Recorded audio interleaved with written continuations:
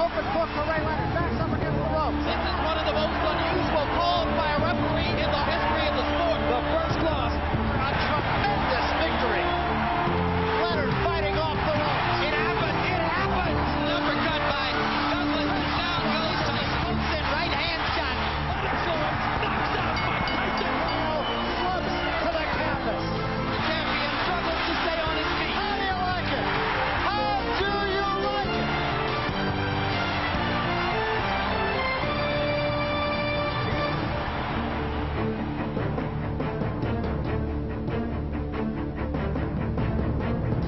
Hello, I'm Jim Lampley. Welcome to this look back at the stories behind De La Hoya Trinidad, one of the most memorable fights in 30 years of boxing on HBO.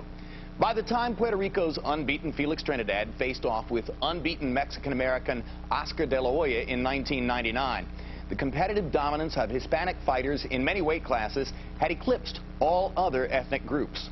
After years of escalating passions, expectations for what was billed as the fight of the millennium could scarcely have been any higher.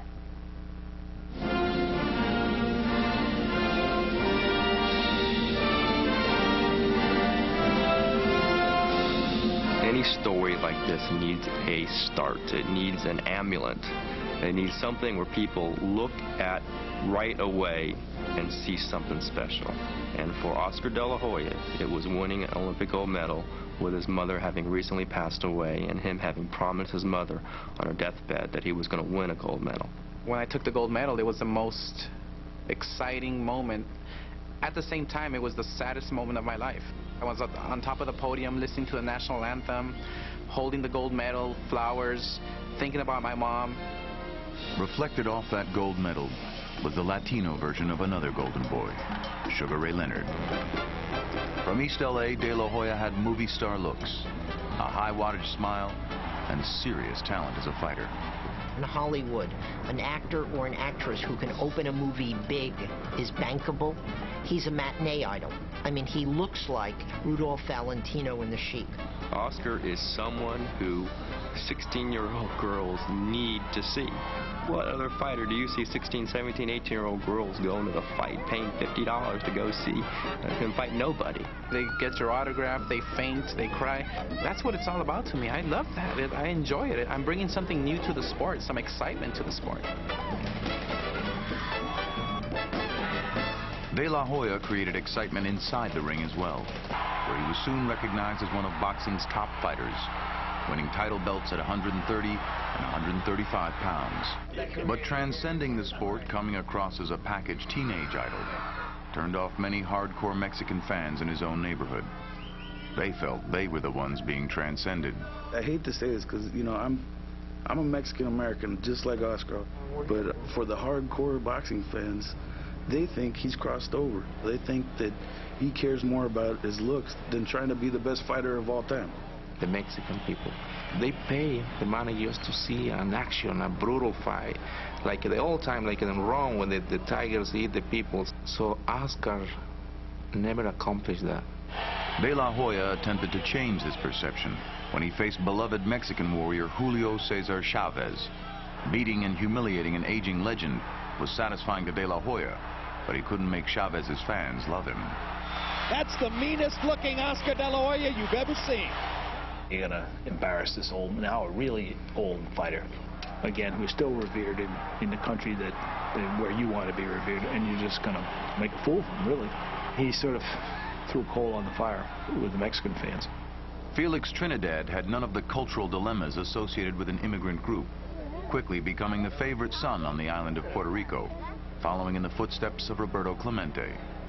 I tell Tito every time that we get together, I said that I was very proud of him. I said you were carrying a torch that actually my father carried at one time. He's rightfully proud of his heritage, of his roots, of his achievements as a Puerto Rican, and he stands for the values and principles of the Puerto Rican people. I love you, Puerto Rico. Mañana espero en el aeropuerto. He has not learned English, was actually seen as something very good among a lot of Puerto Ricans, because he's not really like selling out. He really wants to stay one of us, a humble guy who's a fighter, fighting for us, which was contrary to what some people thought that Oscar de la Hoya was. That it seemed like Oscar de la Hoya was really fighting for himself. Not only is Felix Puerto Rico born, but Felix is more in the style of the warrior.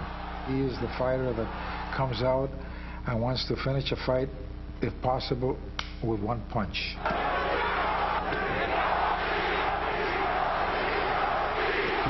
Trinidad's success was built on lessons taught by his trainer, manager, and father, Felix Trinidad Sr. Everything I learned since I was a kid, I learned from my father. He always said that I was better than he was. And another thing I learned that was instilled from him was to have courage, to have guts, to never fear anyone. The father and son combination would win their first professional title in 1993, when a 20-year-old Felix Trinidad defeated welterweight champion Maurice Blocker. My dreams as a father and as a trainer were that he become a champ as an amateur, which he did. And when he turned pro, I wanted him to do it again. I wanted him to become a champion, and we did it. My father is a person who neither tries to control my life nor me. Whenever he said, Tito, we shouldn't do this because it's not good for us, or Tito, let's do this, whatever my father said, I agreed with him. Now contrast that with Oscar de la Hoya, who has a love-hate relationship with his father. It's a relationship of boss and employee in many respects. I think the mother was the love, she was the charm, she hugged him when the father yelled at them. For a long time, Oscar's father would never praise him. And Oscar told me one time, I would give up my gold medal and all my belts just to hear my father say he thought I was a good fighter, but he never will. He would never tell me that I was doing good, that I was a good fighter. Found out that the reason why he didn't tell me is because if he would tell me that I was good, then it would kind of like get to my head. I'm waiting for that moment. It's making me train harder. It's pushing me to, go that extra mile. Despite a strained relationship with his father, De La Hoya was becoming a bigger and bigger star, a rare celebrity prize fighter. But it wasn't until his battle with the unbeaten Ike Corte in 1999 that he asserted himself as a potentially great fighter. I thought that the Corte fight was a glorious celebration of Oscar's good qualities. A tough, round-by-round struggle. Oscar knocks Corte down, Corte knocks him down. I thought the fight was basically even coming to the 12th round. And down goes Corte on a classic De La Hoya left hook. He didn't depend on the judges. He didn't depend on being fancy. De La Hoya's right there. It's Leonard Hearns all over. He went after Corte in that 12th round and won the fight, and that still to me is his finest hour. Even in one of De La Hoya's most dramatic victories, he would still receive harsh criticism from the person closest to him. I'll still go back to the Corte fight, where Oscar is looking horrendous. What's the most compelling figure on screen? It's Joel De La Hoya jumping out of the seat, running along press row, screaming at Oscar, willing his son to fight. It wasn't love. It wasn't do this for me. It was you better do this, or you're not my son. Soon after defeating Corte, De La Hoya signed to unify the titles with Felix Trinidad.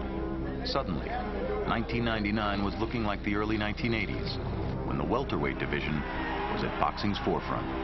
Like Leonard versus Hearns won, a fight between two young stars in their primes. De La Hoya versus Trinidad was going to decide who was the major force in boxing below the heavyweight division.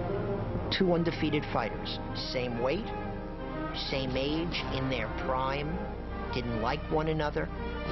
That had mystique written all over it. The De La Hoya fight was not only a big fight for Trinidad, it was looked over here in Puerto Rico as one of the biggest things ever. People thought it was a do-or-die situation for Trinidad. What was on the line for De La Hoya in this fight was the defining moment as to whether or not he could actually earn the respect that he so richly wanted. He had one man in front of him, a man that had the respect of the world, and if he could win this fight, Oscar gets over. De La Hoya versus Trinidad grabbed the public's attention. But the historic rivalry between Puerto Rico and Mexico triggered raw nationalistic emotions. Puerto Rico and Mexico go at it in every sport. And when you take it to boxing, you're talking about just one-on-one, one country on one side, one country on the other, and just two men in the ring. I think in a way the real head-to-head came in De La Hoya, Trinidad. You had Puerto Rico and their favorite child, and you had Mexico with a fighter that they had adopted. They had never felt that Oscar De La Hoya was one of them, but they're going to borrow him for this one. The tremendous hype of the fight was realized the day before at the weigh-in. They came up with the idea that this fight was so big, we should do it in the arena. The weigh-in for this fight was something special. This felt like a World Cup final between Mexico and Puerto Rico. When Oscar came out, you saw one of those moments that you see once in a while in boxing. I couldn't make the weight anymore. And I was so concerned that I took everything off. And the arena just went crazy because apparently my trainer, I told him, keep the damn towel up. And he apparently brought it down, and everybody went crazy. I said, what's going on? I look down, and I'm like exposed to the world. Oscar De La Hoya, 147 pounds. The weigh-in was a preview of what would go on in the arena the next night. We knew the atmosphere was going to be over the top. On a weekend of electric excitement in Las Vegas, 5 years of eager anticipation among boxing insiders and fight fans climaxes with the welterweight summit meeting between two unbeaten knockout artist champions, Puerto Rico's Felix Trinidad, Southern California's Oscar De La Hoya.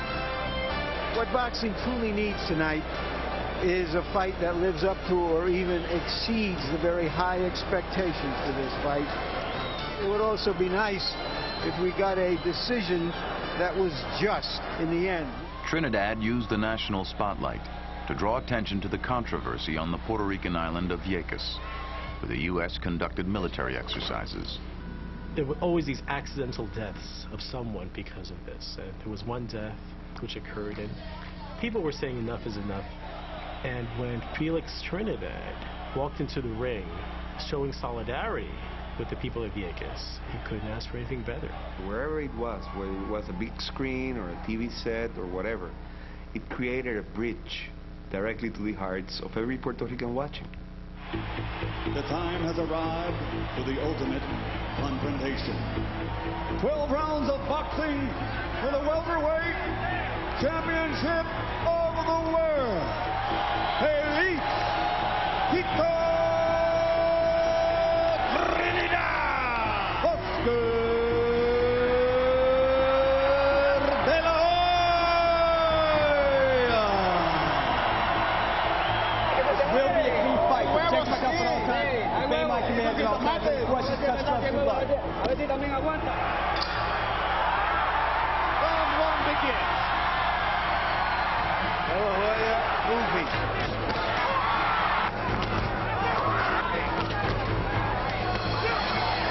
Hard right hand by De La Hoya, right up the middle. People knew that Oscar had boxing skills and that he was going to have to outbox Tito to win.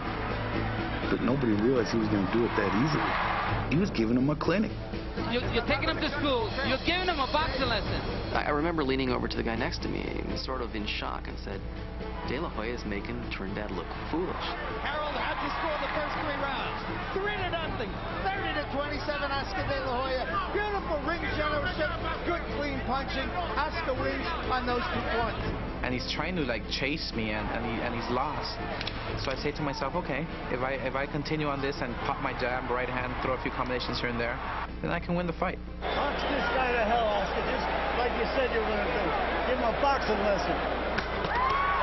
Oscar popping Trinidad with a 4-punch combination, stepping forward, going to the body, back upstairs. Outclass is too big a word for what's happening here, but it's verging on that. Harold, how do you have it through 9? Jim, 6 rounds to 3, 87-84, Oscar De La Hoya, boxing beautifully. As the fight moved into the later rounds, De La Hoya's successful boxing strategy deteriorated into retreat. Oscar's always been the one to close the show. Now he's trying to close the show by guaranteeing a victory for himself simply by staying away from Trinidad. I have to admit I was a bit tired.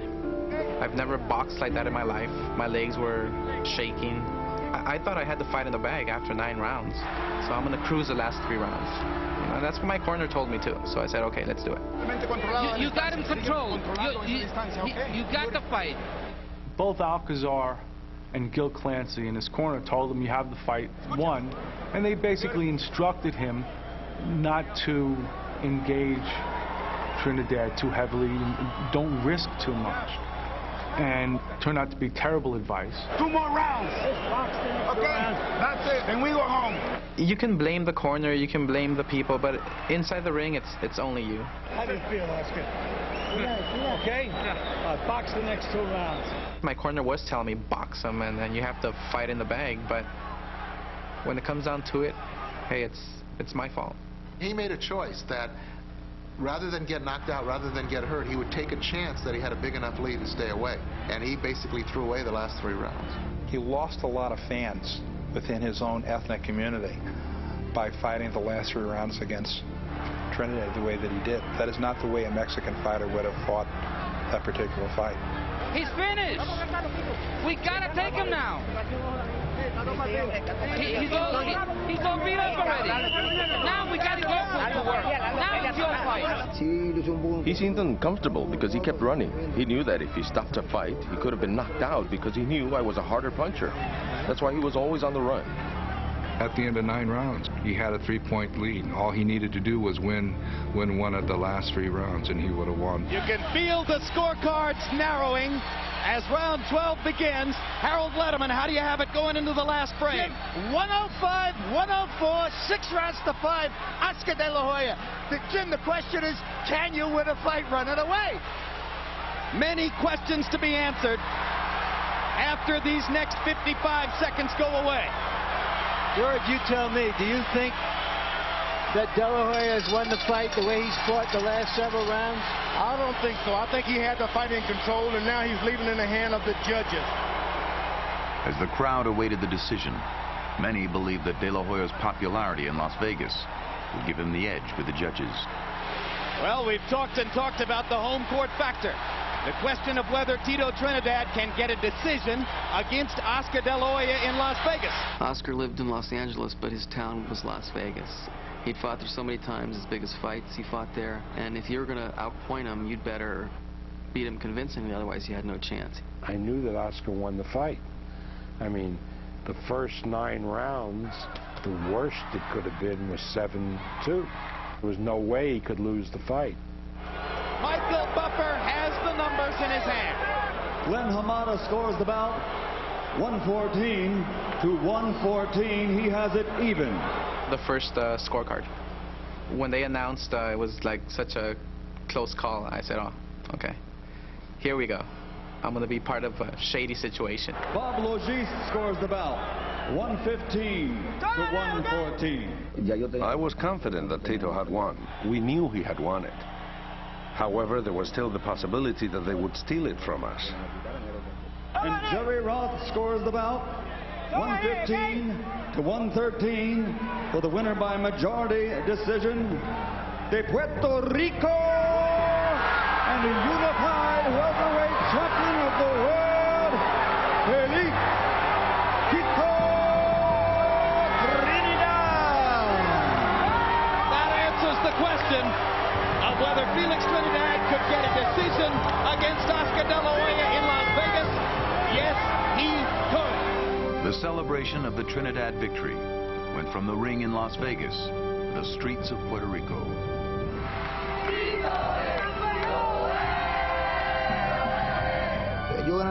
I had beat the Golden Boy. It was a moment of great emotion. I cried when I heard the decision. It's a moment I'll never forget. De La Hoya's first reaction to the decision was denial. You know, I know I won. You know, he's a great fighter. I thought I put a boxing lesson of my life. Once away from the ring, Shock and outrage would soon merge and explode. I landed 120 more fucking punches, man. Shit. I fucking gave him a boxing lesson. Bullshit. When I got into the locker room, I went berserk. I started crying. Like, my gosh, how can they do this to me? I was devastated. I was just crushed. I remember punching one of those little lockers that those rooms have because I got so mad. In that moment of despair, Oscar found comfort in the place he would least expect it. My father comes up to me and tells me, you know, you fought a beautiful fight. And I was like, whoa, okay. I mean, when I lose, now my father tells me I'm a great fighter. You know, it's like, but it felt good. It felt really, really good coming from him.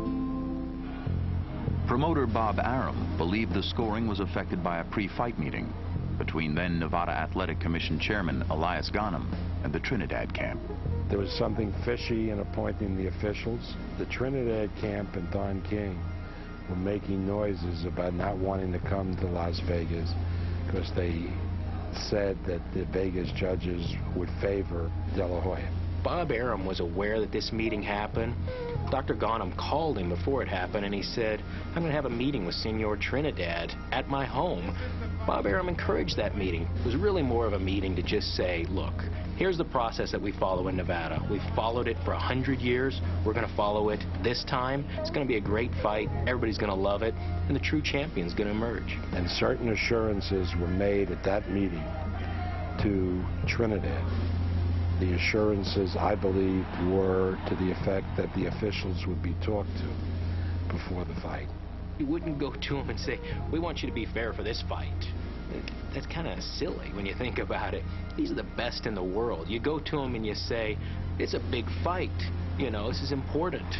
Bring your A game. Nobody ever talked to me about any assurances before the De La Hoya Trinidad fight. Unequivocally. The conventional wisdom is that Oscar dominated early and then gave away the last 3 rounds. Look at Jerry Roth's scorecard. The first 4 rounds, he has Trinidad winning 3 of those 4 rounds. That is preposterous. I didn't bend over backwards to go the other way at all. And I'd be more than happy with anyone, including you, Mr. Arum, if you want to watch that fight with me with the sound turned down round by round, and we'll have a good discussion about it. And Logis' scorecard is so unbelievable that even Logis must have realized it, because he gives the 12th round to Oscar De La Hoya to make it closer, and Oscar didn't throw 1 punch in the 12th round. So his scorecard is suspect.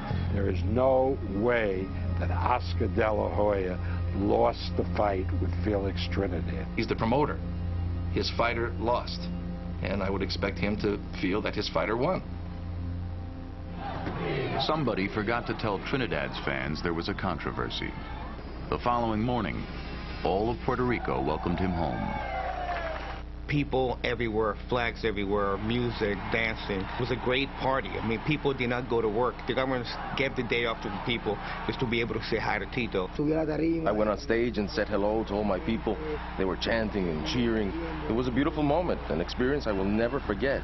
And like I said that day, we beat Oscar De La Hoya, and the Golden Boy is no more. The fight exceeded the hype in one important way. The 1.4 million buys on pay-per-view made it the richest non-heavyweight event ever. But the fight itself left a lingering aftertaste of disappointment and a question of what could have been. This had all the makings of Leonard Hearns, Hagler Hearns, Pryor Arguello. I think the interesting story is, why did the cake not rise? What was missing? When I think of Oscar De La Hoya versus Felix Trinidad, it's a story of 2 guys who weren't quite what we thought they were. Oscar De La Hoya put on this tremendous boxing performance. He couldn't close the show. Felix Trinidad, he had a guy in front of him looking for an excuse to lose. And Felix Trinidad couldn't give him one. It was a good fight. But if De La Hoya had fought better, it would have been one for the ages, a classic. It was supposed to be the fight of the millennium. They said it didn't meet the hype. It was not my fault. I did my best. I gave my best. He was to blame. There are lots of ways in which I wouldn't want to be Oscar De La Hoya. I wouldn't want to have to try to explain to myself from time to time for the rest of my life why I willfully gave away the biggest fight of my career. If I had the opportunity to do it again, I wouldn't cruise. I would go in there for the kill. Because I felt so confident that night that I can do anything I want. And yeah, I made a mistake. I did cruise, and it was the biggest mistake of my life. I think those last 3 rounds opened up his whole career for debate. If he had won that fight, he would be considered a great fighter. Simple as that.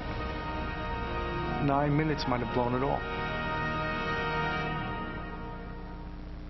If the meeting between the two 26-year-old stars was anticlimactic, surely it would be redeemed by a rematch. It has never happened, and if Trinidad sticks to his retirement, it never will.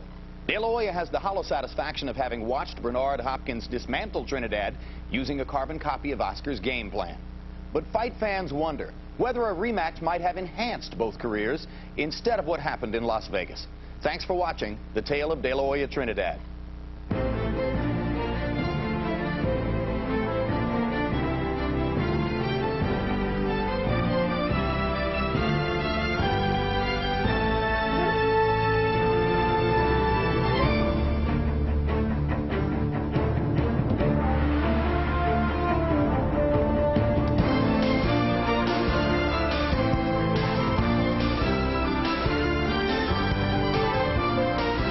This has been a presentation of HBO Sports, the network of champions.